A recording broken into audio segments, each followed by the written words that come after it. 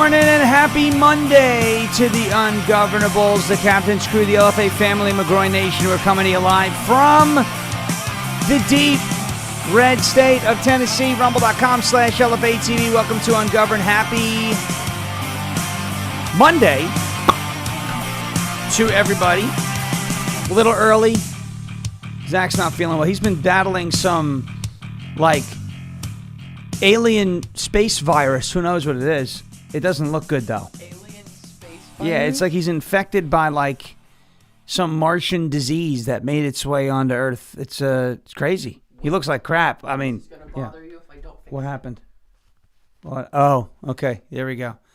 Excellent. Thank you. As you can tell, it has been it's been a morning already. We already have cats misbehaving outside the door. They're going to get duct taped to the wall in just a second. Now they want to break in, as we know what that is like. They're like, oh, you're in there a little too early. We must misbehave, and there's an insurrection going on out there. But that's okay. There's also been a rebellion going on in the Strait of Hormuz, which we're going to talk to you about in a little bit. Okay? And we have a crucial, and this is what I've been very excited for in over the course of the last few days. We recorded this last week. There is a crucial redistricting vote set for Virginia for tomorrow. I want to highlight two guys. I don't know them. I've never met them. Let me see if I can find of course I can't find it. That's fine. I mean, everything can just, there we go. Found it. Okay. Let me show you these guys. This is if you're on X, at JRL Josh. You know I love doers. I love folks who get out and do things. And you don't have to go and phone bank and knock on people's doors if you're not if you're not comfortable doing that, but you got to do something more than just posting on social media. And that's important too. So I don't want to discount that. And some folks can't do more than that. And that's fine too. But there's a lot of complaining that exists in the space. Nothing's happening. The Democrats are cheating. I had this the other day, and I'll tell you, it blew my mind. It got me so mad on Facebook. I posted that we banked our votes for Kenneth Barrett. We voted early on Friday, right? Friday? Yep. Friday. Yep. And he comes in, early voting is a tool of election fraud. I said, you need to shut the front door, pal, because while I don't like election season, and I've been very outspoken about how I want same-day voting, paper ballots, hand counts, no machines.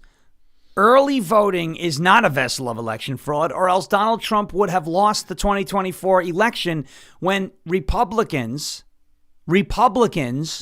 embraced early voting at historic levels never seen before for Republicans. If early voting was a vessel and a way and a means of facilitating election fraud, then it would have been the easiest thing to do. Would have been to steal the 2024 election from Donald Trump. Correct? If I see it, it tells the Democrat. This tool bag, Emerald Robinson, don't vote early. She was telling people not to vote early before the 2024 election, and made a bunch of posts about because how early voting was happening, it's going to cause Trump to lose. And then, of course, Trump swept the swing states and won the popular vote, and she deleted those tweets. A total hack. She's up there with Alex Jones. A total hack. She's on the right side of a bunch of issues, but she's also a hack. If I see it, it gives the Democrats numbers they need to cheat. First of all, it doesn't, because you don't know who the people voted for. You just know that they voted. That's number one. Those votes aren't counted until Election Day. But number two, if early voting, and I'm not saying everyone has to vote early, but don't shame people for voting early. If early voting was a vessel and a means of facilitating election theft, then 2024 would have been the easiest election to steal for the Democrats. Because in record numbers, Republicans came out and voted early. Record numbers. And Trump swept the swing states and won the popular vote. Okay? So enough with that comment. That theory is BS and it has been debunked. Totally and completely. Now, the reason why I say that is because we're pushing early voting here in Rutherford County. Kenneth Barrett for sheriff. And we've been talking, I've been saying, how nice is it to know, Brennan and I, look, how nice is it to know whatever happens between now and Cinco de Voto, May 5th, which is primary day here in Rutherford County, whatever happens between now and then, our votes are in. We're done.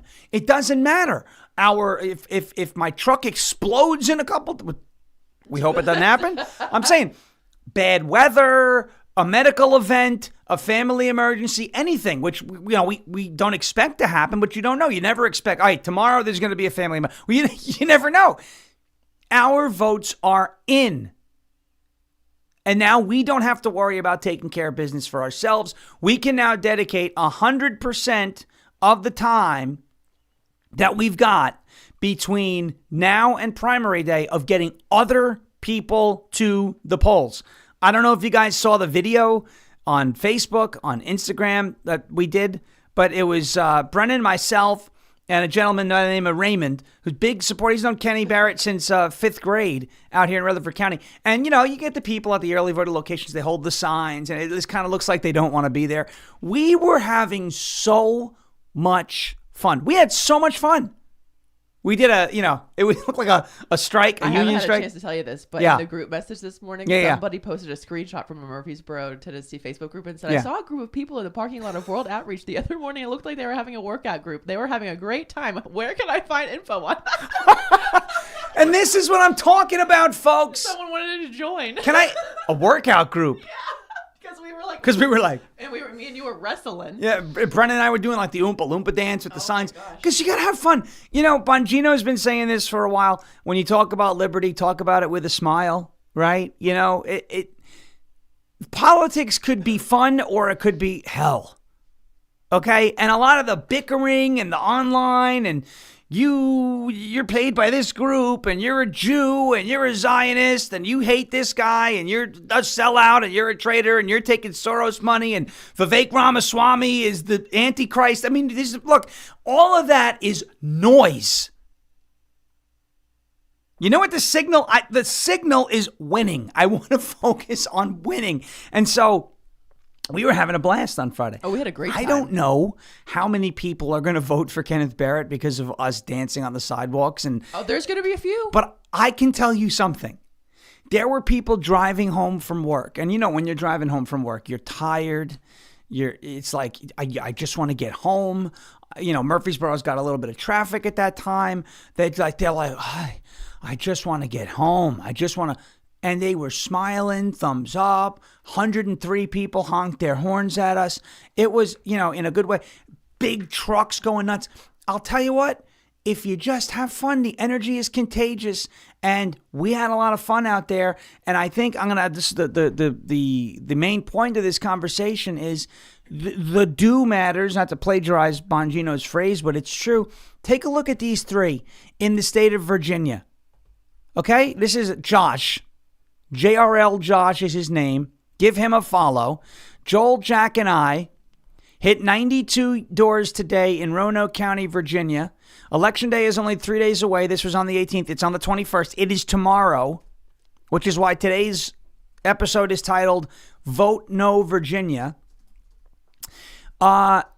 Please continue reminding friends, family, and neighbors to vote no on Tuesday. I don't know how old these guys are. What do you think? They're in there. What do you think these guys are? Early 20s. Early 20s, mid to early 20s, yeah. College age. These kids could have been doing anything. Instead, they hit 92 doors. I know what I was doing when I was that age. I was drinking. I was having fun. It was spring. We were playing sports, whatever. We're out doing something besides getting involved in politics. It's not to say if you're not involved in politics, you're doing something wrong.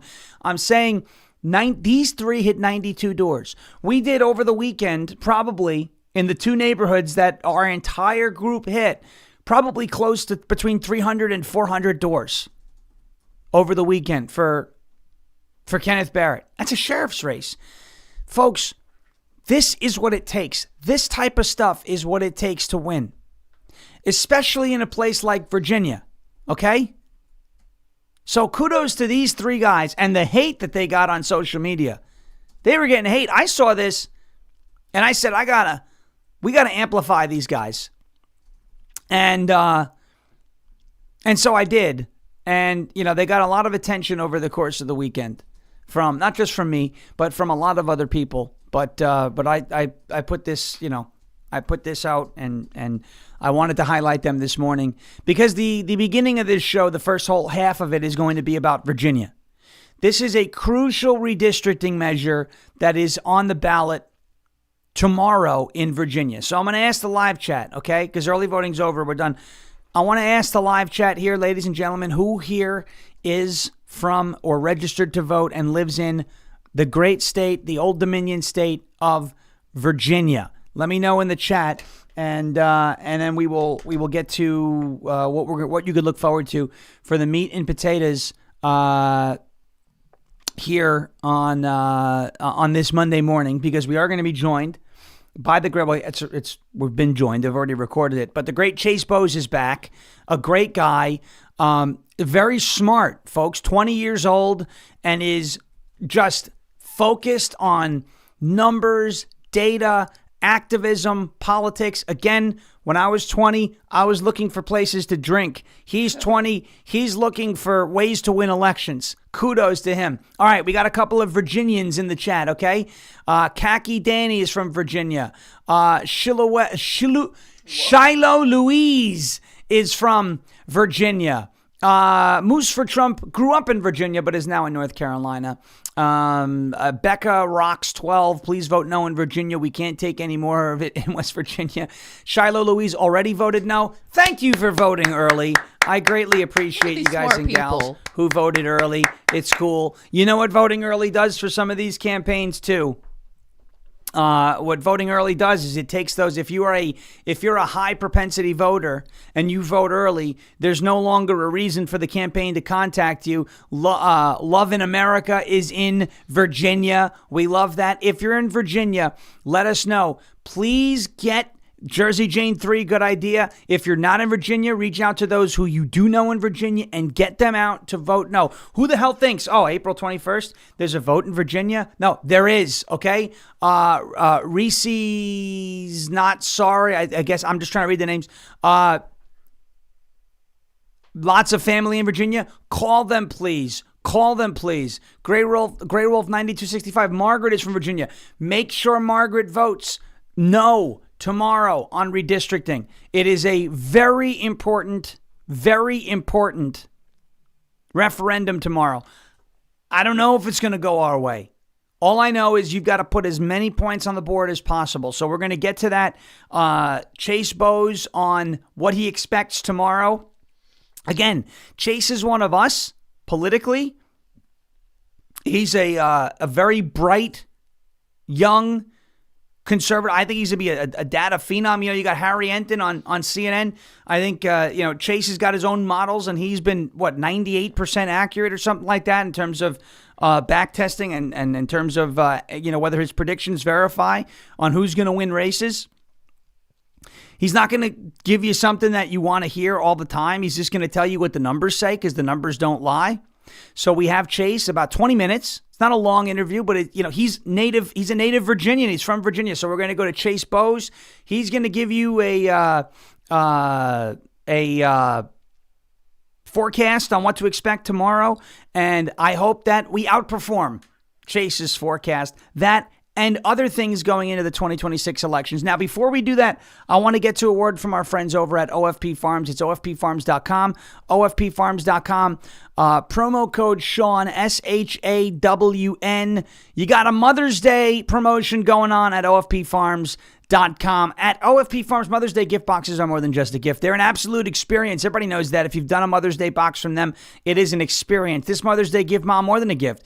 Give her a moment to feel pampered and truly treasured. At OFP Farms, every product is handcrafted right here on the farm using fresh goat milk and grass-fed tallow, rich, nourishing ingredients that her skin will absolutely love. It's more than just skincare. It is a daily reminder that she deserves to slow down, care for herself, and feel appreciated. For a limited time, enjoy 20% off your entire order with the code Shawn, SHAWN.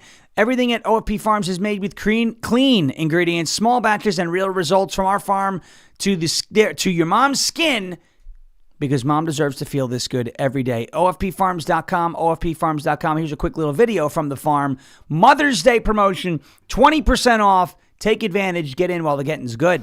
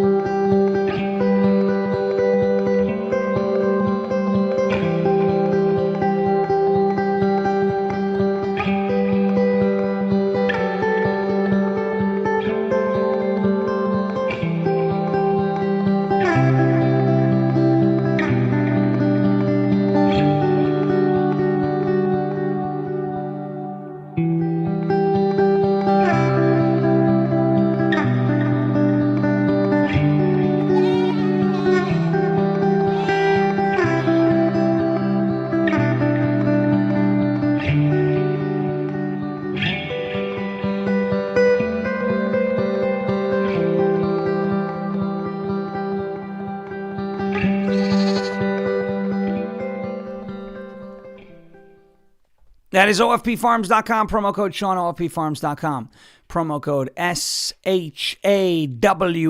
All right, ladies and gentlemen. Next up, a word from our friends at Armra Colostrum. Try Armra.com/LFA TV. That is, by the way, OFP Farms, 20% off right now for the Mother's Day promotion. Try Armra.com/LFA TV. That is TRYARMRA.com/LFA TV. Colostrum has been a game changer for me. I'm not one of these people to overstate, I take this and it does great. Colostrum has been a game changer for me, specifically in the gut. I know it's like, ooh, you're going to talk about your gut health. Yes, Colostrum has been a game changer there. You guys know I'm always on the lookout for ways to strengthen my immunity and gut health, improve my fitness and metabolism, and enhance my skin and hair radiance. That is what Armra Colostrum can do for you. That is what Colostrum has done for me. Colostrum is the first nutrition we receive in life. It contains all the essential nutrients that our bodies need in order to thrive. This superfood, it's a supplement, can help reactivate your hair growth, help your skin glow, can help fortify your gut health and ignite your metabolism, and it can help fuel your fitness, performance, and recovery. Check it out at that's TRYARMRA.com/LFA TV, TryArmor.com/LFA TV for up to 30% off. Up to 30% off of your entire order. TryArmor.com/LFA TV, TRYARMRA.com/LFA TV for up to 30% off of your entire order. Okay, folks. Zach will be back tomorrow. He is getting over that Martian space virus that he's got, some sort of nastiness. What a slacker. Hopefully he doesn't mutate into some sort of... What happens when you hire a DEI guy? Brendan's calling him DEI. That's gonna go over well, I'm sure. There you go. He'll be back tomorrow. Just kidding. I do hope he feels better. But he looked rough. He looked rough. The other day. He looked rough. And of course, his haters are like, "Oh, I'm happy. You must have AIDS. Hope he dies." I'm like, the guy has the most hostile comment section in the world. It's pretty crazy. But he'll be back tomorrow. Misfit will be back tomorrow. You got this, Zach. So we're going to get right into the Virginia redistricting vote tomorrow. This is a huge, huge, huge vote. Again, it is tomorrow. No excuses. If there is somebody in this chat on Wednesday, I didn't know. How did you not know? How? What is the rule? What is the rule that we do? Jeremy did have some pretty bad comments on the video where he had the lighter and the Trump hat and he faked everyone out. And he was like, it was a whole thing. But see, Zach can post good morning and they'd be like, I hope you die today. And I'm like, ooh. You know, it's just, he posts a video. It's wild. Everything he posts, there are like really mean people. What is the rule that we do every the first of every month? What is the rule that we do the first of every month here on the show. What do we do? What's the rule? Look up elections in your state. Exactly. So there is no excuse. There is no excuse for not knowing that there is an election to vote in your zip code. It is a rule. Rule number 1, first of every month. It takes 2 minutes. In the words of Eric Adams, you could Google that. Take your phone. Maybe you don't have a smartphone. Fine. You're watching this show somehow, which means you have a connection to the internet.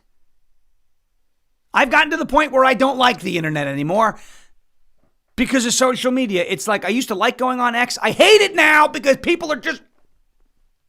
It's all right. It's going to be okay. Deep breathing. I don't actually hate it. I hate what it does to people's brains. Goo. It turns it into goo. Mush. Okay? Unboiled. I messed up my own line. It's not unboiled. It turns it into unseasoned boiled chicken breast smoothie. Yuck. Ugh. Okay?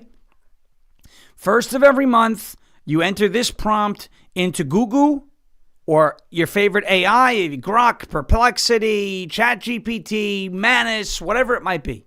Okay? Is there an election that I can vote in zip code? That's it. Nobody has an excuse to, I didn't know there was an election in Texas this year, this month, this week. Yes, you did. You had the opportunity. Please arm yourselves with this information. Please. Okay. This vote tomorrow, right now, Virginia's redistricting map has 6 Democrats and 5 Republicans. They are trying to erase 4 Republican seats and go to a 10-1 map. You cannot allow this to happen. Now, it is a numbers game. Democrats outnumber Republicans in the state. Some of that is beyond your control. The Democrats are going to vote. We laugh at them for the singing, but at least they're together and they're organizing. That's what I'll give them. The singing is brutal, and we like to laugh at them and mock them. But they're going to vote. If you live in Virginia or you know someone who lives in Virginia, you've got to get them to vote.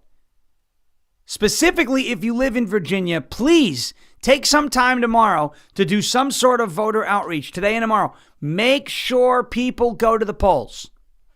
I'm going to start this interview with our good friend Chase Bose. He is a rising star here in Tennessee, and I think he's going to be a rising star nationally. This guy does data and analytics regarding politics better than anybody I've ever seen. This is the great Chase Bose. He's been on the show once before. It's another midterm Monday, but it is a redistricting. We did an emergency. We got to do this. We got to talk about. He's from Virginia. He saw how Glenn Youngkin won in 2021. This map can be defeated if we bring the numbers to the polls. So here is the. It's 20 minutes with our friend Chase Bose on Virginia and the way the midterms are shaping up. Without further ado, Chase Bose. All right, ladies and gentlemen, we've got him back. Our good friend Chase Bose is going to be joining us in just a second as we go over a crucial redistricting referendum in the state of Virginia. You know, they draw the congressional maps and they gerrymander, and both parties do it, right? And it's kind of ridiculous on either side. But Texas did it, then California did it, and then Indiana said they weren't going to do it. And Ohio kind of did it, and Florida's going to do it, but after Virginia. So I guess, you know, maybe they're waiting on seeing if the Virginia referendum passes. But without further ado, we'll bring in the great Chase Bose. I've gotten to know him over the past couple of months here in Tennessee, a fellow Rutherford County resident, a data guru, a political analyst, just an overall, I think, a rising star in this space. So, Chase, it's good to have you back. And let's start in Virginia, where you are from. They say Virginia is for lovers, but I don't love what's going on over there right now. So why don't you take us down from 30,000 feet down to the ground level? What is coming up on the 21st of Virginia, April 21st, with this redistricting battle? Well, thanks for having me on again, Sean. So what we're seeing here, and yes, I'm born and raised Richmond, Virginia, grew up then in Chesterfield County, then in Louisa. So been all over the state, love the state.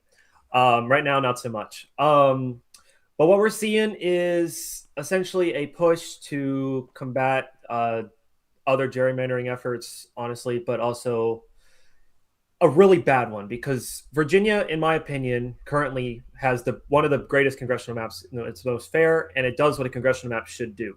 It represents certain sections, parts of the state properly. Southwest Virginia, Western Virginia, the Hampton Roads area, Richmond, Northern Virginia. They're all represented proportionally. And also there's some competitive seats. There's seats that can become competitive in the right environments for both parties. And then there's enough safe seats to, give the party some seats. But what we're seeing now is a push to remove that and put one Republican district in with 10 Democrat districts, even though Virginia voters in 2020 voted for an independent redistricting referendum by, I believe it was 2-1 or 66%. It sounds like kind of what they did in California, right? You had all of these, the voters in California essentially took the government's power away when it came to redistricting. They voted for an independent redistricting committee. And then all of a sudden the state says, no, we actually know better than you. Newsom did that. When I was in New York, we had an independent redistricting commission. But what really wasn't very independent. It was pretty much run by leftists. They actually tried to take New York's 3rd congressional district and connect it over a bridge at one point, which was interesting because then candidate, now, disgraced congressional member, George Santos, was actually one of the reasons why those maps got overturned in New York and we got fairer districts right before the 2022 election. So, and then they voted him out for it. Now, I'm not defending anything he did, but they got rid of him, right? It's unbelievable. Republicans they really know how to take that gun and shoot themselves in the foot. So you're looking at Virginia, and it would take it down from it would take it to a 10-1 Democrat map from what is it now? What is it? 6-4? It's a 5-4 Democrat. 5-4. Sorry, 6-5 Democrat. Sorry, 6-5. Right, because there's 11 districts, 11, so yes. 6-5 Democrat. So pretty even, right? Pretty even. 10-1. Holy smokes! Right, and so they take. Some of them, if you look at the map, is absolutely ridiculous. For instance, the 6th district, what they did is they took Charlottesville, they took down to Roanoke and Salem, and they just crammed in every single little blue city, because in Virginia, the counties are weird because the cities are drawn as individual, counties. So it has 133 total counties. Wow. But what they did is they just crammed, I believe Harrisonburg, I think, and a couple others left-leaning or, moderate counties plus these leftist cities into what was formerly an R+30 seat. And it's ridiculous. You also see 5 of the districts now go through Fairfax and Prince William counties in Northern Virginia. So you have now this vote coming up on the 21st. Republicans are notoriously bad for showing up for things like this. I think we just saw what happened in Wisconsin last year and this year. They just keep adding liberals to the Supreme Court because Republicans aren't turning out. Mm-hmm. Special elections, Marjorie Taylor Greene's district wasn't great. Yes, we held on to the seat, but by a slimmer margin than what it should have been. I know special elections are a totally different breed. Tennessee 7 kind of saw the same thing. You saw it even in right in the wake of the cabinet appointments last year with Mike Waltz. And the other Matt Gaetz when he left his seat and resigned. Republicans won those seats, but they won them by about half the margin that they wanted in a presidential election. So let's see. We're going into the 21st of April. We're looking at this redistricting referendum. What are you seeing from the numbers there? What are you seeing from the data? You interpret data incredibly accurately. So obviously we're all going to pay attention, right, to the predictions, the analysis here. What are you seeing and what is your prediction? And I know that you're going to give it to us straight, whatever the numbers say, right? So what are you seeing and what could we unfortunately maybe look forward to, good or bad, out of Virginia on the 21st? Well, right now it's not looking too good. Just like the 2025 elections, it looks like we're going back to, probably about the same margin as the attorney general race where, we thought it might go better. It definitely did not. That's probably where I'm going to see it as about 5 to 10% in favor of the Democrat Party, where this is going to pass. And it's incredibly unfortunate because, like I said, Virginia has probably one of the most fair congressional maps. It's always been one that I've looked to, and when I study, it's like never one I have to redraw because it's there. I don't have to, when I do a gerrymandering, study, I don't have to fix it because it's mostly, pretty good. What does this mean for, so where does this stand, right? In terms of, so Republicans redistricted in Texas and a couple of other states, Democrats kind of answered back. Assuming everything else is held, who's got the advantage right now in terms of who squeezed more seats out of redistricting? Or is it pretty much even? Well, it'll depend. DeSantis wants to do some stuff in Florida. I think we're pretty much even right now. I will say when I ran my predictions last on your show, I did account for the Virginia gerrymandering. I don't remember if I mentioned that, but I did account for that already to assume that those that would pass, which usually I don't do. However, just given the circumstances of the gerrymandering war we've had this year, I started accounting for that. But yeah, it's pretty much about even because Democrats were able to flip a seat in Utah. They got, I believe, 4, 5 potentially in California. And, we didn't do too hot in Ohio. We gained 1 in North Carolina, but also we didn't do too great in Southern Texas either. Redrawing those, I think those might hold currently for Democrats. Well, that would be a shame. And now you mentioned Florida. You mentioned Ron DeSantis. He postponed or held back the session until the special session for redistricting until after the Virginia referendum. What was the rumor, the map that was going to be coming out of Florida? How many would those be in terms of Republican gain? And does this mean that he may get more aggressive if Virginia passes these new maps? Well, so there's not really been, from what I've seen, an official number floated around. However, it's anywhere from 3 to 5 seats. Democrats in Florida currently hold 8 of the 28 seats. 5 of those in Miami. Sorry, two of them in Orlando, 1 of them in Tampa, 5 in Miami. So we could easily take the Tampa seat, the Southern Orlando Kissimmee seat, and some of the more deeper red Miami seats. So I leave. When I drew it, I left, I believe, I left 1 in Orlando and 2 in Miami. And I was able to flip 5 successfully, though the map does look very ugly. Okay. And so now could it potentially be more aggressive than that? Would DeSantis, maybe think, I mean, you don't know, not one way or the other. But in your opinion, do you think DeSantis is holding back the timing of this session to see what happens in Virginia? And maybe he does get a little bit more aggressive. Is there any more juice to be squeezed out of the lemon there in Florida?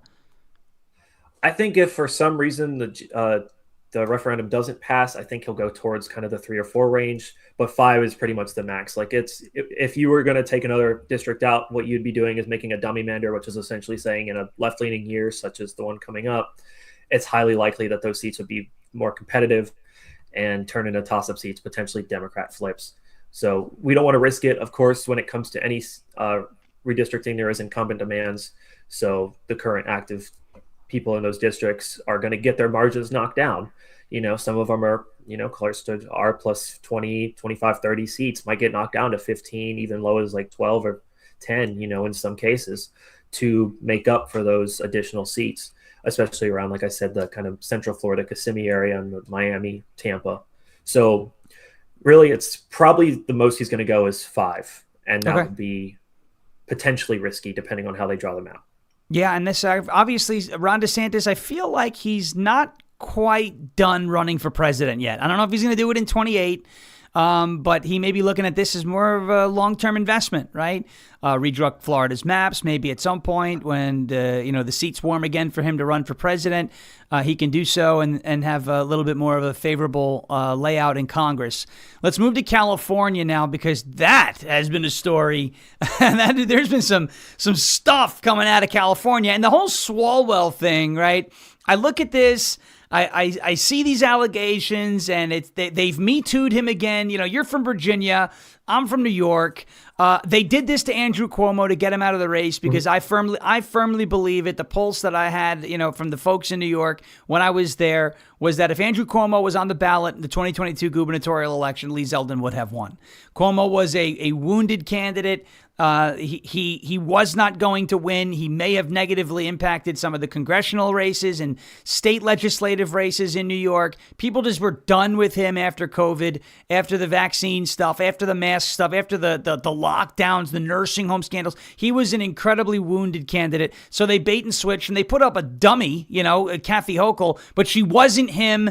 She was a woman after Roe versus Wade, and they did the same thing to Cuomo that they did to Swalwell. Now, I think the favorite now to win California's gubernatorial race is Tom Steyer. The thought is, even if Democrats split the votes up amongst themselves, he'll finish in the top 2. That's all he needs to advance to the general, and that's where the Democrats have the numbers. So what are you seeing out of California in terms of the data there, the gubernatorial race, and the possible fallout from Eric Swalwell, who will still remain on the ballot, but will it be enough to keep Democrats out of the top 2 in that jungle primary? Well, yes. So obviously the way the jungle primaries work is, the top 2 candidates, regardless of party, advance. So there's been, talks of what if both Republican candidates, Hilton and Bianco, qualify in the top 2 because there's so many Democrats running. So Swalwell being taken down is definitely a benefit to the Democrats, and Steyer rising up. So, but I will say the recent Emerson poll does have Steyer and Bianco tied for second, both with 14%, while Hilton's still up by 17%. And when was that poll? Was that poll released morning. After Swalwell's departure? Came out. It was conducted between the 14th and 15th. Came out this morning. Okay, so this is a very recent poll. This is after Swalwell's departure. Is he in that poll at all? Because he's going to absorb some votes. Someone's going to vote for him, right? Not a lot of people, but his name's going to be on the ballot, which means somewhere there's going to be some sort of splitting that happens. But you're saying this Emerson poll has Hilton leading and then Bianco and Steyer essentially tied for second. That's correct, and Swalwell is not accounted for in the poll. Okay, could it be possible that this poll is missing potential splits down ballot or down the ranks there? Possibly, especially in the area he represents. I believe is the 14th district out of San Francisco. So if he has name recognition there, but people aren't paying attention to the national news, and of course there is, by this time they'll see his name, they'll recognize it, and they'll vote him because they won't remember this happened. Right. The average voter, really doesn't remember out this far. So, which we saw going back to Virginia, we really saw that in Virginia with the J. Jones scandal.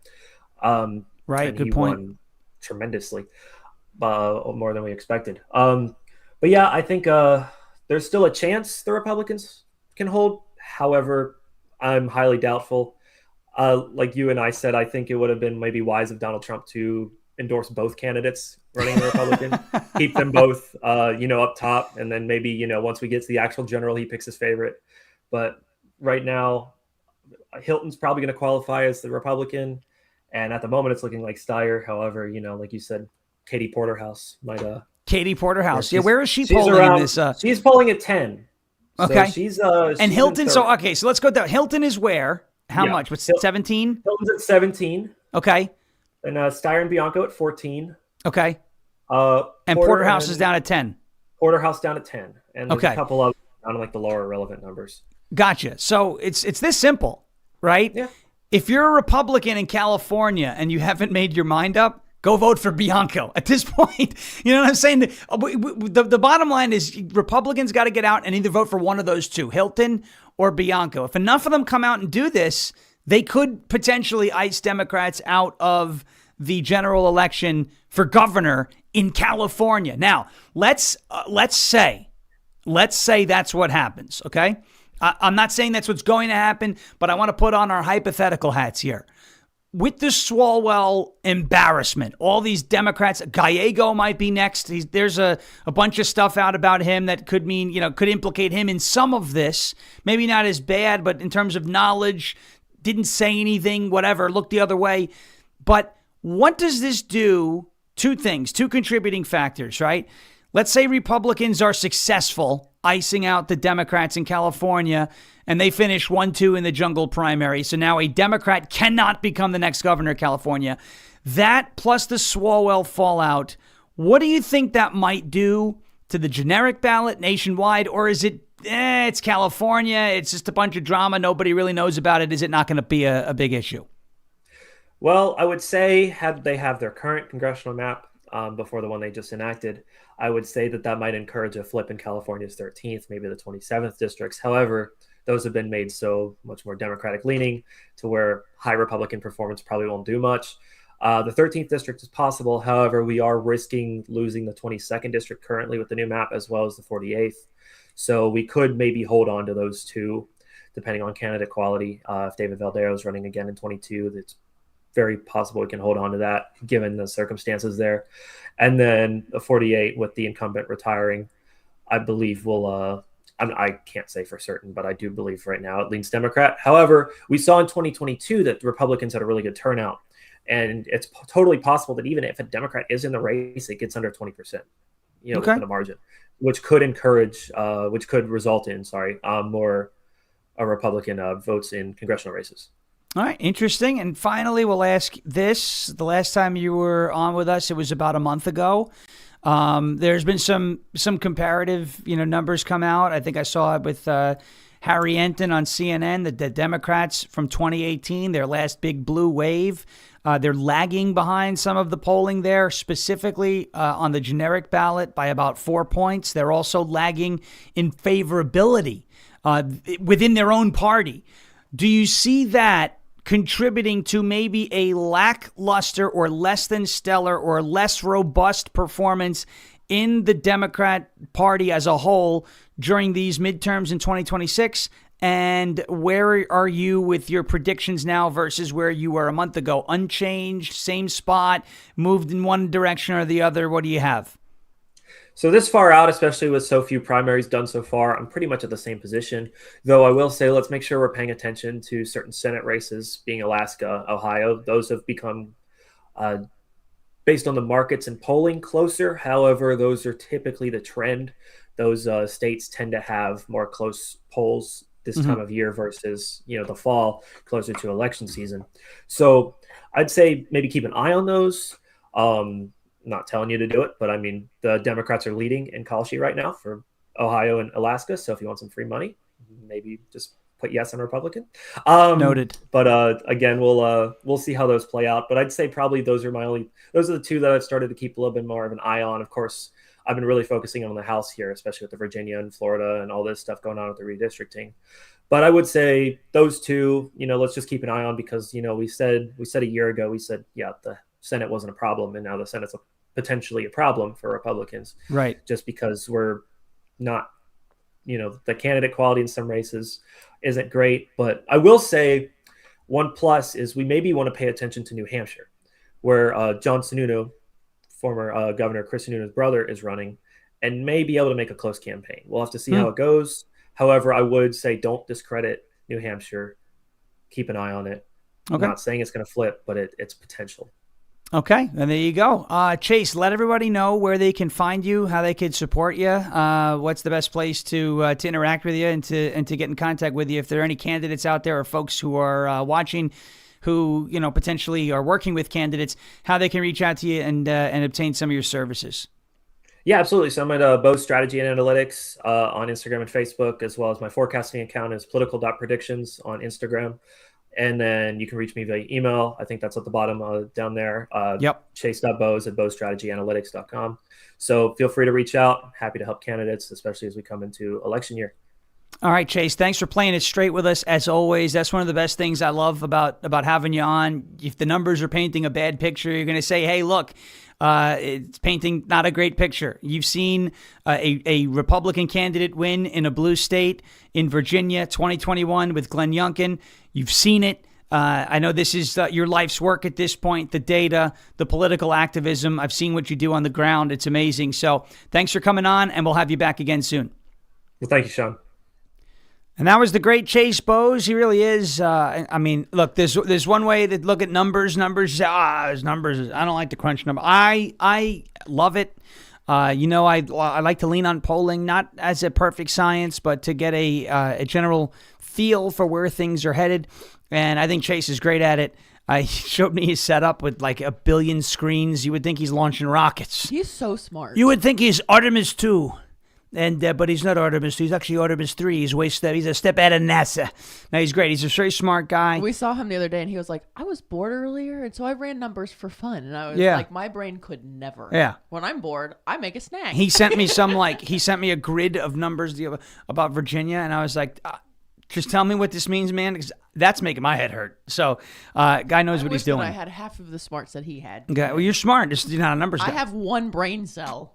And it works well. Bounce off my head. That brain cell came up with unseasoned boiled chicken breast. So I'll tell you what. And the cheese stands alone. Yes, I'm real proud of that one. We were at. There was one piece of cheese left, and she just goes, "The cheese stands alone." And Sean wasn't expecting it. Hi ho, the dairy ho! He didn't know he married a one brain cell genius. All right. Shredbin says no on Bianco. He wants a path to citizenship. Good. I don't want him to be the governor. I think the point here is this, okay? If you have a the way California's governor race goes, the way it works in the primary, is everybody runs on one ballot. I'm only going to explain this one more time because we have other things to get to today, but it's fine. A jungle primary works like this, okay? The top two in the primary, everyone runs on one ballot. Republicans, Democrats, independents, space aliens, idiots, not idiots, all of them, they all run on one ballot, okay? The top two advance to the general election. In most states, you get a Republican primary and a Democrat primary, and then the winners of each of those primaries advance to the general election, and then if there are any independents, they can get on the general election ballot if they get the right amount of signatures and paperwork filed with the Board of Elections, etc. California, jungle primary, top two vote getters in the primary advance the general election ballot. I believe the only way a Republican is going to win is if there are no Democrats on the general election ballot. The only way that can happen is if both Hilton and Bianco win or finish in the top two in the jungle primary. Okay? So I'm not telling you to vote for Bianco because I like his policies. I'm telling you to make him the number two vote getter. Because in a race between Steve Hilton and Chad Bianco, Steve Hilton's going to win in a landslide. Okay? You want two Republicans to be the top vote getters in the jungle primary, the California jungle primary for governor. You want two Republicans because if you don't get that, you're likely losing to the Democrats in the general. That's what I'm saying. Okay? I'm not telling you I like Chad Bianco. I'm telling you to play the game like a strategist. Play chess, not checkers. If Chad Bianco truly wants a path to citizenship with the Dignity Act and all this other nonsense, I don't want him to be the governor of California. But I do want him to occupy space on the ballot that a Democrat would otherwise occupy if a Democrat finishes second. Do you see what I'm saying? The point here is to do as much as you can in California to ice the Democrats out of the general election ballot. That's the point. I'm not telling people, hey, go vote for Chad Bianco because I like his policies. I'm telling you to do it, to stick it and get the Democrats, stick it to the Democrats and get them out of the race. Just so we're clear, okay? Just so we're clear. All right, that's where we are, and we will. We want Hilton. If there's a choice between the two, if it's Hilton or Bianco, you want Hilton. But right now in the primary, you'd rather have Bianco finish second than Tom Steyer. Because if Tom Steyer or Katie Porterhouse or any of the other, Javier Becerra, if they finish second, you're winding up with a Democrat as governor again. That's my point. That's my point. Okay? That's why I'm saying these things. I'm not telling you because I want Bianco to be the governor. I'm telling you I want Bianco to be the other guy on the ballot instead of a Democrat. This way Democrats can't win the general. That's the point. Okay? That's it. Now, again, I don't know if that's what Bianco is saying. Somebody said that's what he's saying. If that's what he's saying, I don't agree with him. I'm just saying, you want 2 Republicans on the general election ballot. The only way to make that happen is if 2 Republicans finish 1-2 in the jungle primary. Let's move on. Virginia, folks, please, if you're in Virginia, get out and vote tomorrow. Vote no on the redistricting measure, because the redistricting measure, as you heard what the great Chase Bose just told you, is going to take 4 Republican seats out of the House of Representatives if this passes. Remember, Abigail Spanberger said that she wasn't going to do this. There's no crime for politicians lying on the campaign trail. There just is no crime. All right. It's like, how could she do that? Because she's a politician. And we told you there's no such thing as a moderate Democrat anymore. John Fetterman might be the exception to the rule. Might. He says the right things, but he votes with his party more than you would think based off of the things that he says. Well, this is not the Dunk on John Fetterman show. There is no such thing as a moderate Democrat. If you see a Democrat like Abigail Spanberger running as a moderate in Virginia, but she refused to condemn Jay Jones, who fantasized about the deaths of his political opponents, remember? He was fantasizing about killing them and the children and all that, and she refused to say a word. That's a dead giveaway that woman is not a moderate. Independents, I'm sorry. What the F is wrong with you? Well, she said that she's not going to do the redistricting. First order of business for Abigail Spanberger was redistricting. You got played. That's what the Democrats do. They play you like a fiddle. Independents, I'm not trying to anger you. I'm not trying to talk down to you. I'm trying to tell you, you voted against this madness in 2024. The Democrat Party has not changed at all. At all. If anything, they've gone even further to the left. They have not changed one bit. I don't know how independents all of a sudden forgot the last 4 years that we went through, 2021 to 2025, under Joe Biden, and the reason why they voted for Donald Trump and Republicans in the 2024 election. Did you forget who the Democrats are? Just because they're not in power anymore does not mean they're not crazy. These are nut jobs. They believe in men in the women's room, men in women's sports, wide open borders, no deportations, high taxes. They want to tax the rich. And by the way, once the rich leave and avoid those taxes, they got to tax someone. They're coming after you. Indies, they're coming after you in the middle class, paycheck to paycheck. When you have a situation like you have in New York City, where, by the way, Zohran Mamdani doxed Ken Griffin. I'm no fan of Ken Griffin. I know he's the Citadel guy, whatever. Standing outside of his penthouse, this is Ken Griffin's penthouse in New York City, saying you're going to tax him even though he doesn't live there. He doesn't use the services of New York City. He's not going to use your free buses. He's not going to use your subway. He's not going to use your childcare because he doesn't live there. And you're going to tax him anyway because he has property there. He's already paying property taxes in New York City. When the rich leave these places that are trying to take more and more and more of their money, did you know the top 1% of earners in this country, top 1% income, the rich, pay 46% of the country's taxes? This is not me defending the rich, and we're not rich by any stretch, okay? So it's not me saying this because I don't want to pay more taxes. The top 1% of this country pays 46% of the taxes in terms of raw dollars in the country. 46%. That's they should pay their fair share. They are paying their fair share. They're basically paying half the taxes in this country.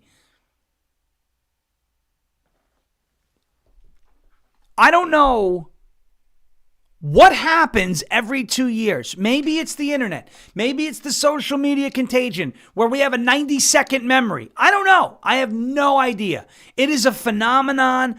This is a phenomenon that I will never understand. the 90-second attention span. I have a bad memory too. I get it. But this phenomenon of, okay, the party that's in power. This phenomenon of the Democrats are crazy. Let's vote against it in 2024.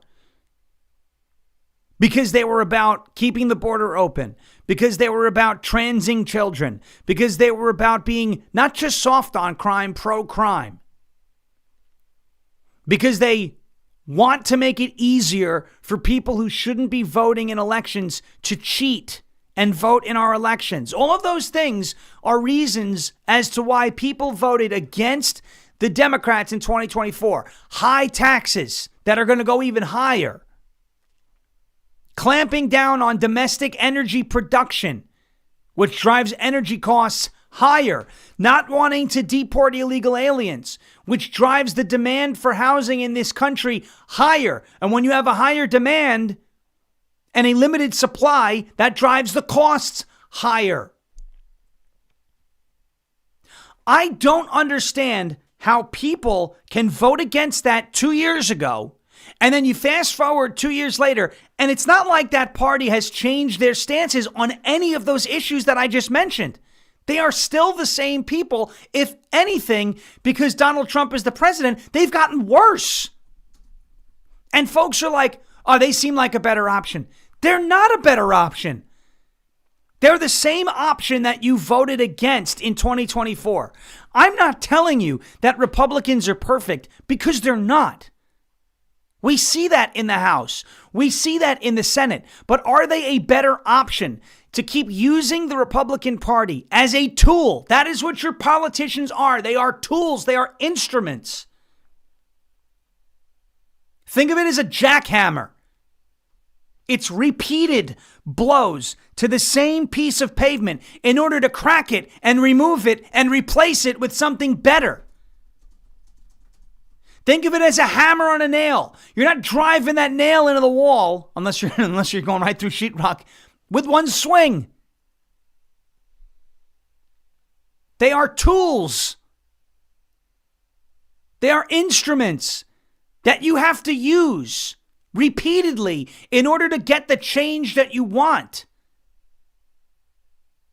If you play the windshield wiper game, well, now I'm going to vote Democrat. Now I'm going to vote Republican. Now I'm going to vote Democrat. Now I'm going to vote. You're never going to get anywhere with anybody. And if anything, you're going to go the wrong direction, because the Democrats, when they have power, they use it with reckless abandon. That's how we wound up with all these illegals in this country. Do not vote Democrat in the midterms if you voted against them in 2024 for any of the reasons that I listed before. They're the same people. If anything, they've gotten worse. I'll never understand this. Well, the party in power is always the one that struggles in the midterms. Well, if they're doing a crap job, all right, I get it. But if the alternative is a group of people who want to keep illegal alien, drug lords, rapists, gang members, murderers, etc. in your community, how could you vote for that when you voted against that 2 years ago? Are you really that fickle? Trying to stop shaming voters. I'm not shaming voters. I'm pointing out that they're freaking fickle. And these folks don't understand what they're voting for. Abigail Spanberger is a perfect example. She's a moderate. She's not a moderate. She refused to denounce Jay Jones, who fantasized about killing his political opponents and their kids. She straight up lied. I'm not going to do redistricting. It's a threat to democracy. First order of business, redistricting vote. And now if this passes, as Chase Bose forecasts it will, by about between 5 and 10, 7.5 points or so tomorrow, you lose 4 Republican seats. Something she said she would not do, she did. First order of business. And you're still going to see people come out and vote Democrat as if they're telling the truth all of a sudden. Why? Because they're not the party in power? Are you crazy?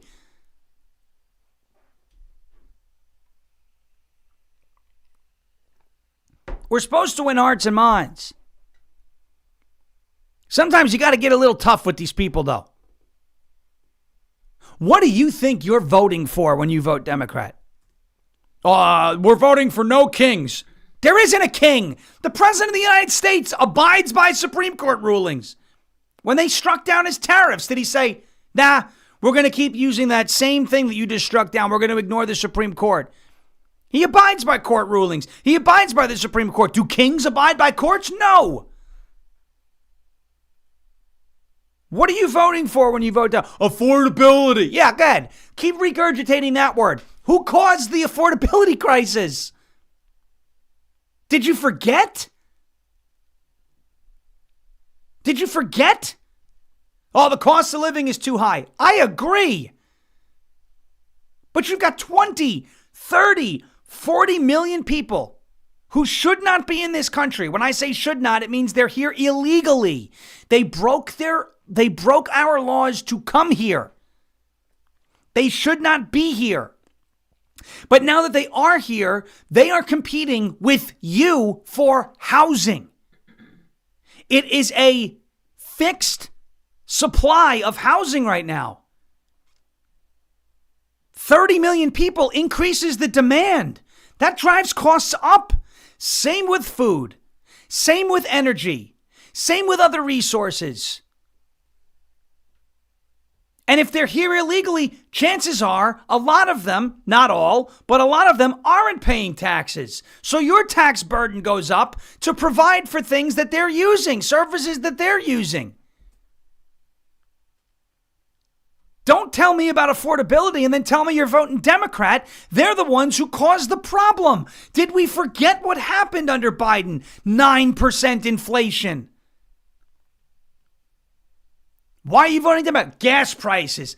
Okay, yes, the war in Iran, the drama with the Strait of Hormuz has caused gas prices to go up. I'm not telling you that I like the gas prices going up. I don't like the gas prices going up. Do you remember the Democrats? When Putin and Ukraine, they went to war and they called it Putin's price hike. And you had them saying, well, just don't drive a gas-powered car. As if you could afford a brand new $40,000 electric vehicle at the time. Do you remember that? That's what you're voting for if you vote Democrat. Do you remember the topless trannies dancing on the lawn of the White House with the pride flag? That's still them. They have not changed. They haven't abandoned that position. They still want to keep the illegals. They're still pro-crime. If anything, they've gotten more radical. They're not a check on Trump's power. They're signing a blank check, if you vote for them, for their own power, which you've seen the results of and you've lived through and you didn't like it. Why would you make the same mistake twice? Don't make the same mistake twice. If you think the Democrats are somehow some sort of moderate, they came back to the center, party of the working class, they just want to check Trump's power. If you think that's who they are, I encourage you to look back at Abigail Spanberger's campaign in Virginia, where she ran as a moderate. She said explicitly that she would not redistrict and gerrymander Virginia's maps. And then quite literally, one of the first things she has done in office in Virginia is redistrict the maps. It is a bait and switch. Clear as day. That is who you're voting for. The party will behave the exact same way. That is who you're voting for if you vote Democrat in the midterms. Republicans aren't perfect. And they lie too. Because that is something that politicians do. But if you vote Democrat in these midterms, if you're one of these independents who are back and forth, just remember the last time you voted Democrat, if it was in 2020, what it got you. That is what will happen again. Don't do it. Never vote Democrat. All right. Let's take a quick break and get to a word from one of our new sponsors. It's our friends over at Cove Pure, Covepure. Most people know that there's chlorine in their tap water, right? Brennan has smelled it. She's like, it smells like a swimming pool. I can't drink it. She can't drink it. She smells the chlorine. Since I moved away from Florida, I haven't had a sip of tap water. She smells the chlorine and she's like, nah, can't do it. Most people know there's chlorine in the tap water. They smell it. They shrug, and some people drink it anyway. Brennan doesn't, but most people say, whatever, it's chlorine. Because they've been told it's what keeps the water safe. What they haven't been told is what chlorine becomes after it's added into your water. And what I found is why we now filter all of our water through Cove Pure. Chlorine itself isn't even the biggest problem. Chlorine levels in your water are regulated, but what's not regulated is chemicals that form when the chlorine reacts with naturally occurring organic matter in your water, particles from rivers, soil, plant matter that make it through the treatment process. It creates chemical byproducts called THMs. The government itself calls THMs probable human carcinogens, and they've been linked to disruption of your gut and cancer. Those pitcher filters you get at the store won't fix this either. They improve the taste of the chlorinated water, but THMs require something far more powerful, and that is exactly what Cove Pure is. Their clear wave reverse osmosis technology is certified to remove up to 99.9% of contaminants. It's not just chlorine or THMs, it's fluoride, it's PFAs, pharmaceuticals. If it isn't water, Cove Pure gets it out of there. Now, look, I love this thing. It is quiet. It's got a little touchscreen, gives you some data on there. You could select how much water you want to come out. It's got the removable pitcher. Brennan loves the removable pitcher. Oh, yeah. Cove Pure is amazing. Clean water is one of the best investments that you can make for you and your family's health. And because I've partnered with Cove Pure, they're giving you a $250 discount if you use the link.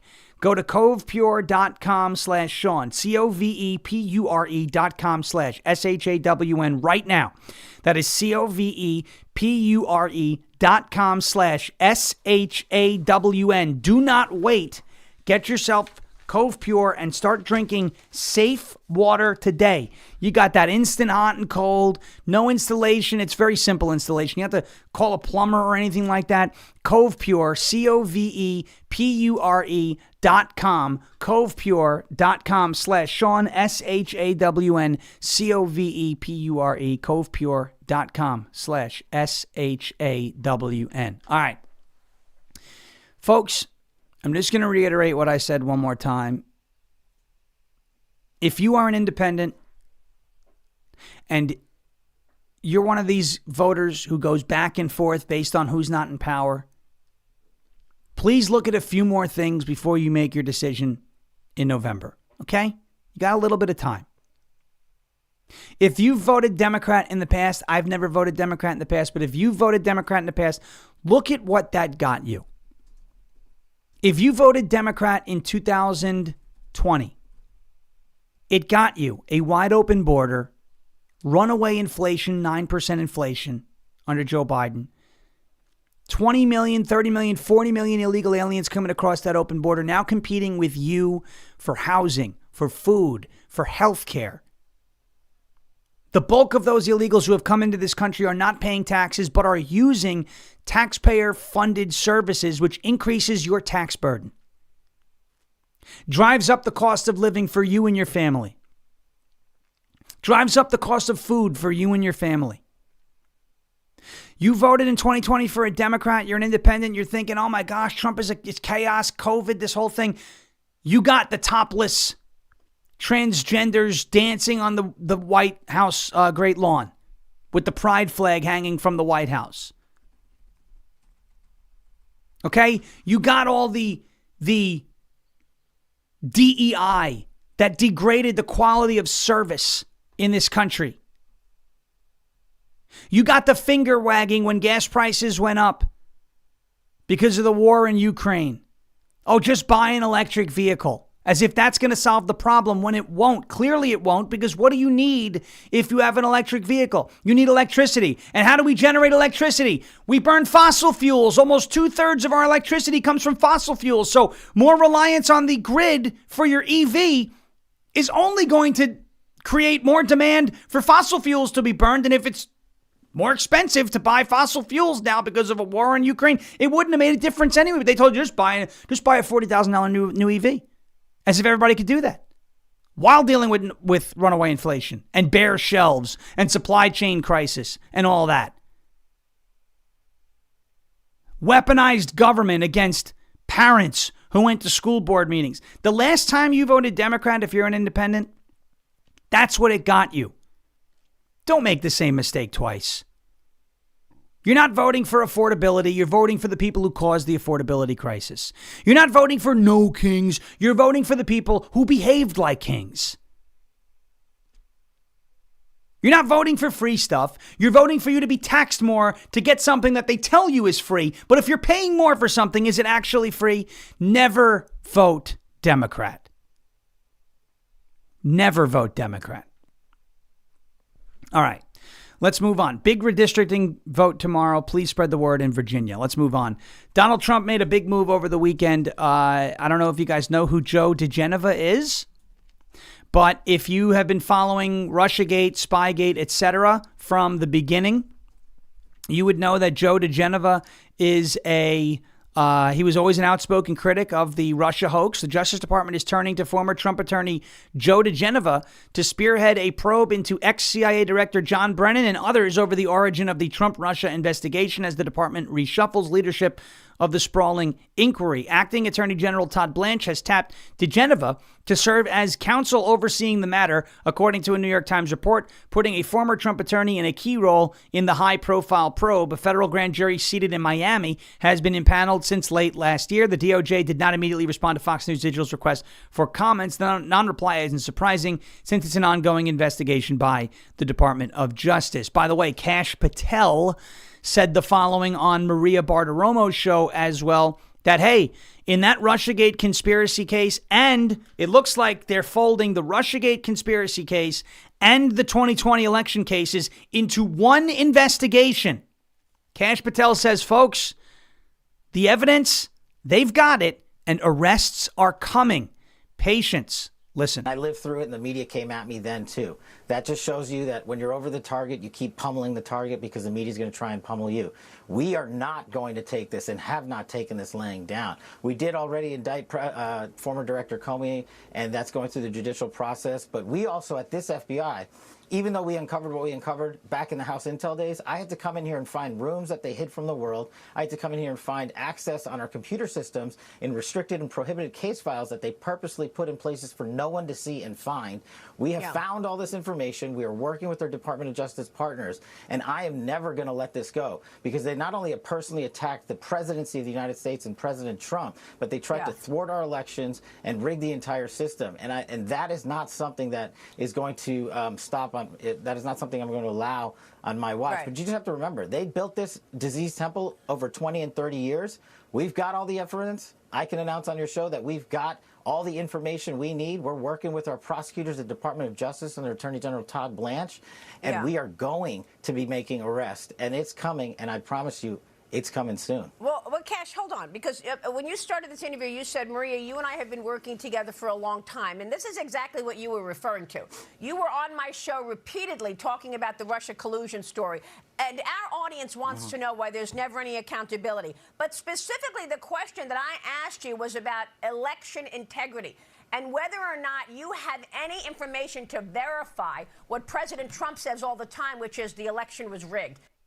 All right, there it was. Kash Patel, Maria Bartiromo. Arrests are coming, according to Kash. Now, in fairness,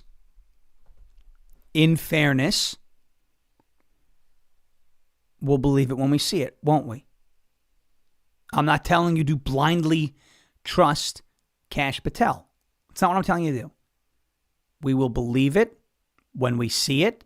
But I don't think Kash Patel is going on Fox News and lying to people. I don't think so. It is objectively a good thing to hear, isn't it? Let's see what happens. All right. Quick break. Silent. slnt.com/Sean. slnt.com/SHA. I'm all confused with the extra half hour. So I'm kind of all over the place with these reads right now, but it's silent. slnt.com/Sean. Folks, you know, your phone is a tracking device between those pesky government agencies, big tech, corporate data brokers, even those cyber criminals. They're all fighting for a piece of your digital footprint. And the worst part about it is what? They don't ask. They're supposed to ask, but they don't. They just take it. That's why Silent exists. Silent makes Faraday gear that blocks all wireless signals, including cellular, Wi-Fi, Bluetooth, GPS, RFID, and near-field communications. No signal means no tracking, no remote access, and no breadcrumbs. It's the same technology trusted by special ops teams around the world, used to block signals, avoid surveillance, and secure communications wherever the mission leads. And right now, it is available to you so you can protect your family, you can protect your freedom, and you can secure your digital footprint. Just drop your phone in a Silent Faraday sleeve, and it's off the grid, completely silent, and invisible to the outside world. From their backpacks to their sleeves to their crossbody, Silent's patented technology gives you total control of your privacy. Visit slnt.com/Sean to get 15% off and free shipping on qualifying orders. That is Silent. slnt.com/Sean. Protect your rights, secure your data, and stay one step ahead. Silent.com, slnt.com. Silence the chaos. Go silent today.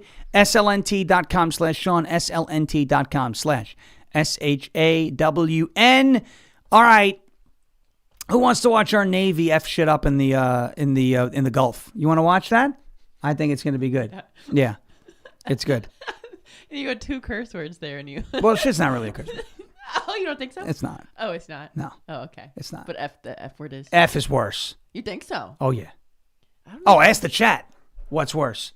See, I don't like to say the SHIT word. Well, the SHIT word is fun. The other one's fun to me. The SHIT word is fun in limited capacity. See, I don't Sugar, love honey, that iced one. tea. But the F word causes all sorts of drama. Oh, yeah. Yeah, so we can't use that one. But, here we go. All right, folks, here it comes. The Navy. Let's do it. Firing at an Iranian ship trying to break the blockade. Take a look. Motor Vessel Toska. Vacate your engine room. Vacate your engine room. We're prepared to subject you to disabling fire. Okay, we gave the flare. Now we're getting.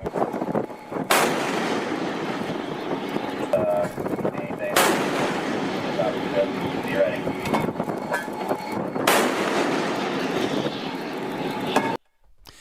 So that was them firing at the this Iranian tanker. Here they are boarding that ship. This is so cool.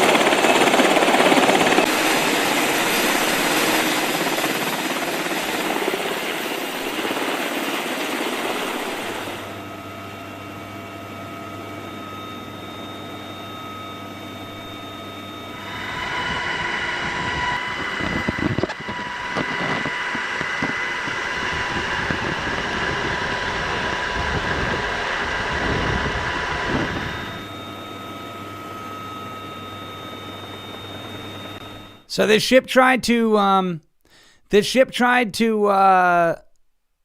break the blockade, and the U.S. Navy said, we're going to disable your ship. They blew a hole in the engine room, and this was some very interesting. It was a very interesting story here. What was on that ship? What was on that ship? I don't know if this is the right slide here. Yeah, there it is. Look at that. I guessed properly. Yeah, talk about having a good memory. Got one thing right today. The U.S. fired on a container ship that tried to run the U.S. blockade on the Strait of Hormuz Sunday. It's reported the ship was the MV Tuska, and it was an Iranian-flagged container ship. U.S. Central Command posted video, which we just showed you, of the encounter. Why didn't the ship just comply and stop or turn around like most of the other ships? Why try to disregard the highly armed U.S. Navy for 6 hours? That makes one think that perhaps something interesting was on the ship that the Iranians wouldn't want us to know about. Turns out that ship, it was listed as sailing from Port Klang in Malaysia to the Strait. Turns out that before it was at Port Klang in Malaysia, it was in China. The Tuska, which can carry up to almost 4,800 20-foot-long containers, has been traveling back from a Chinese chemical storage port laden with cargo. The Gowland port is located in Zhuhai, a city in China's southeastern coast. Experts previously told the Washington Post that it is a known loading port for chemicals including sodium perchlorate, a key precursor for solid rocket fuel that Iran needs for its missile program, though it is not immediately clear what materials were on the ship. What was hilarious was the IRGC According to the semi-official Mayor News, after the United States Navy fired on the Tuska, the IRGC intervened and forced the U.S. to withdraw, apparently. Yeah, okay. Then they claim that the IRGC attacked the U.S. ship with drones. The question is, obviously, since the IRGC is lying, if the IRGC had intervened and forced the United States to withdraw, why are we in possession of the ship? The Iranians are funny with their lies and their propaganda, I have to say. They are pretty funny. All right, quick word from our friends at goldencrestmetals.com/LFA, and then I will give you a good feel-good story to send you off today on this Monday. Here you go. goldencrestmetals.com/LFA. I'm sure by now you've heard that silver went up 160% last year, 2025. I bought this silver for $22 an ounce. It's now worth almost $100. And we and experts think that silver is going to get up to about $200 an ounce. Palladium and platinum were stuck at $900 an ounce for like over a year, or in that area. Now they're up over $2,000. Gold is approaching $5,000 an ounce. If you have ever thought about putting some or all of your retirement or nest egg or savings or just buying bullion in precious metals, now's the time to do it. goldencrestmetals.com/LFA. That's goldencrestmetals.com/LFA. Go leave your name, your email, and your phone number. Schedule a time to talk to the folks over at Golden Crest Metals. Get your free gold guide today, and make sure you tune in on Saturdays at 1 p.m. for the Crest Report, where we dive deep into precious metals, why they're doing what they're doing, and where we expect them to go. It is like insider trading. Nancy Pelosi knows about that. We don't. It's just inside information. It's not even really that. It's called knowledge. Get yours today and get a part of gold, silver, palladium, and platinum and diversify your portfolio today. goldencrestmetals.com/LFA. That is goldencrestmetals.com/LFA. Thank you, Jeremy and Golden Crest, for being a part of the show. All right, I'm going to give you a little bit of first a feel-bad story, then a feel-good story. How's that sound? Does that sound okay? All right, here's the feel-bad story. Marjorie Taylor Greene is at it again.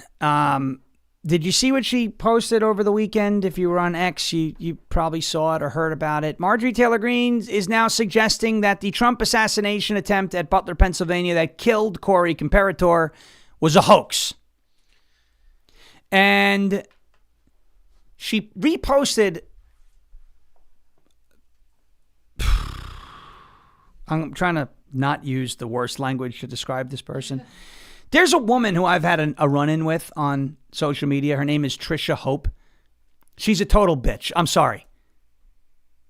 Okay, there are other words that I want to use to describe this woman. Karen is probably a good word because we all know what we mean when we say Karen. This woman, at Just the Tweets 17.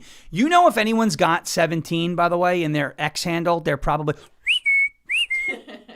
because that's Q, the 17th letter of the alphabet. This woman has been pushing this hoax for over a year that Donald Trump was not actually shot at Butler, Pennsylvania. Okay? She then used an AI image. It's clear that it's AI, where Donald Trump's ear looks fine. The only problem is, right behind Donald Trump is the SUV, which is somehow positioned where he was standing on the stage, and the car door is opening backwards. But she said, "Oh, I'm just asking questions." What are you asking questions about? You posted an AI image of Donald Trump that's not real to say that the shooting was a hoax. You could question how many shooters there are. You could question, was it an inside job? Fine. He was shot. Corey Comparator died. Okay? Now, I'm asking you to trust me. You don't have to, but I'm asking you to. A week after the assassination attempt, do you remember what we did? The week after? Yeah. 1 week after his assassination attempt. Oh, we were at the Bitcoin thing. The Bitcoin conference. Yeah, and That's right. you took a picture with him. I took a picture with him with MAGA Meme Coin. Yeah. And I intentionally stood on his right side. Mm-hmm. And I saw the ear. And it wasn't ugly, it wasn't unsightly, but there was You could tell there was work done on that ear. I saw it. I made it a point to stand on that side and go, you know what? I want to see this for myself. And I saw it. And it definitely looked like there was work done on that ear. Okay? That's all I'm going to tell you. Oh, trust me, bro. What do you expect me to do in the middle of it? Go, hey, Mr. President, can I just take a snapshot of your ear for the assholes online who are going to say this was fake? No. I'm just telling you I know what I saw. Okay? What I saw looked like someone's ear that was worked on by a plastic surgeon. It was still red. It was still a little swollen and all that. Marjorie Taylor Greene is just trying to stay relevant. I know I'm giving her oxygen. I'm not trying to. But to suggest that the Butler assassination attempt was a hoax and that everything after that at Milwaukee, at the RNC or whatever it was, and he was basically crying and his kids were, to imply that all of that is an act. Because you are too much of a loser to do anything worth a damn in the real world, whether you're Marjorie Taylor Greene or you're this bimbo, Trisha Hope, this absolute just moron of a woman. You're so useless in the real world that you have to rely on this crap to stay relevant. You ought to be ashamed of yourself. Birds of a feather. Marjorie Taylor Greene and this Trisha Ditz who's online. Oh, I think I'm just asking. You're not asking questions. You're trying to stay relevant. That's what you're trying to do because you suck at everything else in the real world. That's the problem. I'm going to send you off with a really, really cool story. Did you hear what happened in this? I think it was Oklahoma high school. There was a school shooting that was going to happen that didn't happen. Watch this heroic principal. Watch. You see the guy walking in the door at the top of your screen? The guy's got a gun. Principal comes in, tackles him. He's holding his hand right now with the gun. Here comes another guy. Gets in there. Guy dropped the gun, kicks the gun away. That principal, I wouldn't have picked the gun up if I was him. Now my prints are on it, but that's okay. What's that? I mean, there's video evidence. Yeah, right. Just, either way, they stopped the school shooting. Did you hear what happened with that principal? What the high school did for him? Watch this and watch how the kids, I've never seen high school kids love their principal as much as they love this guy because he probably saved their lives. At the prom, they gave the honor of Prom King to the principal. Watch this. Look at these kids.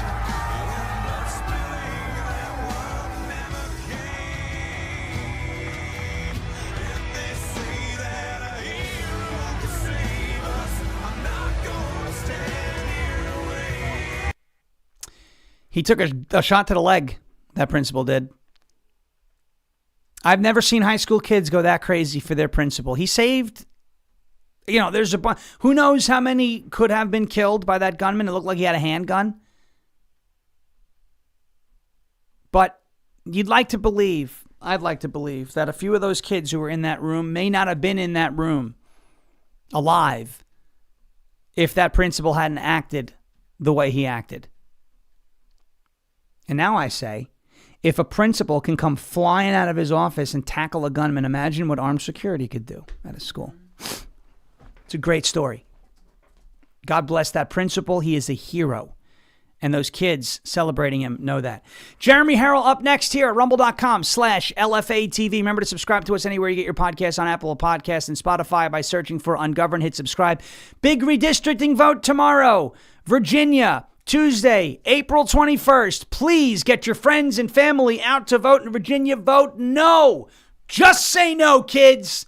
Say no. All right, vote no in Virginia. Jeremy Harrell up next with Live from America. As President Trump says, we will never give up. We will never give in. We will never, ever surrender. And if all else fails, we'll just become ungovernable. Thank you. God bless you. God bless America. And thank you for your attention to this matter. We'll see you tomorrow morning.